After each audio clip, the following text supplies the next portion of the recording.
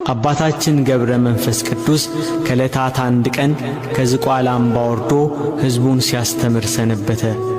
ወደ በዓቱ ለመመለስ የዝቋላን ተራራ ሊወጣ ወንበር ማርያም ደረሰ። ወንበር ማርያም ከዝቋላ አምባ ስር ከተራራው ግርጌ ትገኛለች። ወንበር ማርያም ጋር ከዛፉ ስር 3 አረጋውያን ሰዎች ተቀምጠው አየ።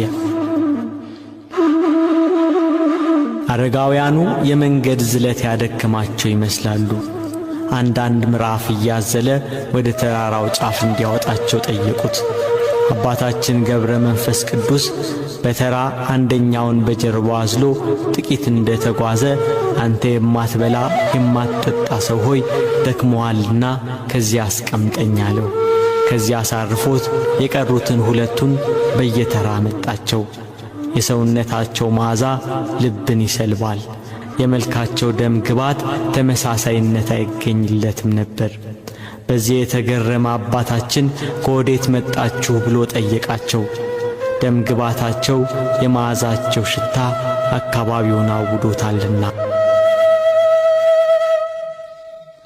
በሦስትነትና በአንድነት ታዩት። አሁን ሥላሴ እንደተገለጹለት ገባው። ለአባቶች አባት ለአብርሃም በመምሪያ አድባር ዛፍ ስር 1ም 3ም ሆነው እንደተገለጹት ለአባታችን በዝቋላ ተራራ ላይ በአንድነትና በሦስትነት ሥላሴ ታዩት። ወደ ሰማይ አወጡት፣ 7ቱ ሰማያት አደረሱት።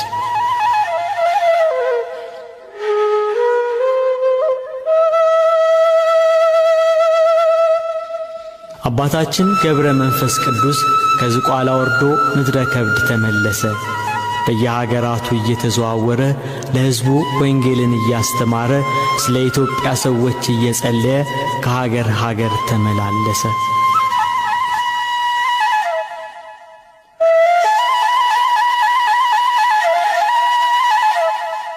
አባታችን ገብረ መንፈስ ቅዱስ 300 ዓመት ሆኖት ነበር። በዝቋላ በውሃ ዳር ቆሞ ምስራቁና ምዕራቡን ሰሜንና ደቡቡን ተመለከተ። እግዚአብሔር ከእርሱ ጋር ነበርና የኢትዮጵያ ሰዎች ኀጢአትም በፊቱ ታየው።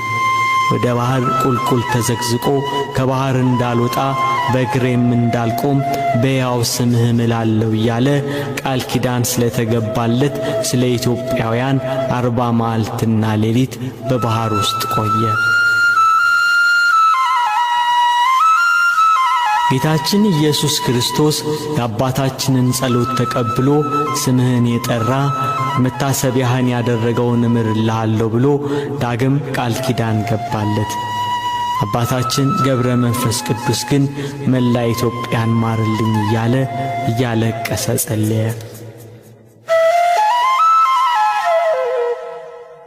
በዚያ ባሕር ውስጥ 100 ዓመት ኖረ። ሥጋው አለቀ፣ ደሙም በባሕር ውስጥ ፈሰሰ፣ ውሃውም ደም መሰለ። አጥንቶቹ እንደ በረዶ ሆነው ታዩ።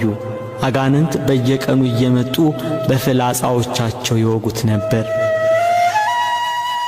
የአባታችንን ጽናት ያየ አምላካችን እግዚአብሔር ወደ ዝቋላ መጥቶ ከባሕሩ ዳር ቆመ።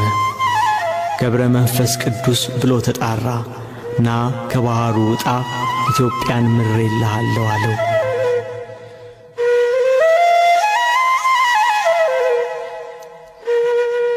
በእግዚአብሔር ቸርነት አጥንቱ ተበሳስቶ ሥጋው አልቆ ከባሕሩ ወጣ። ኢየሱስ ክርስቶስ ሁለንተናውን ዳሰሰውና እንደ ቀድሞ ደህና ሆነ። ከዚያ ወደ ምድረ ከብድ ላከው። በምድረ ከብድ አባታችን ገብረ መንፈስ ቅዱስ እንደ አምድ ተክል ሆኖ 7 ዓመት ቆመ። ቅንድቡን ሳይከድን ራሱን ወደ መሬት ዝቅ ሳያደርግ እጆቹን እንደዘረጋ ወደ ሰማይ እየተመለከተ 7 ዓመት ቆየ።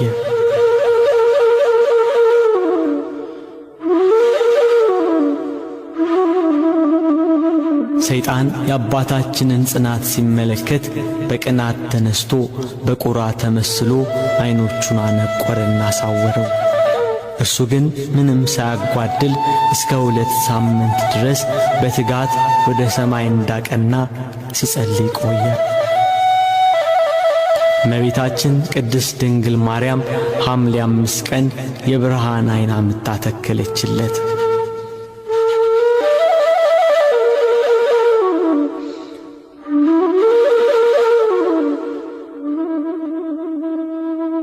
ለሰው ልጆች ሁሉ ምሕረትን ትለምናለህ፣ ተጋድሎህ ይበረታልና ተነስ ወደ ዝቋላ ሂድ አሉት መላእክት። አባታችን ገብረ መንፈስ ቅዱስ ወደ ዝቋላ ተመለሰ።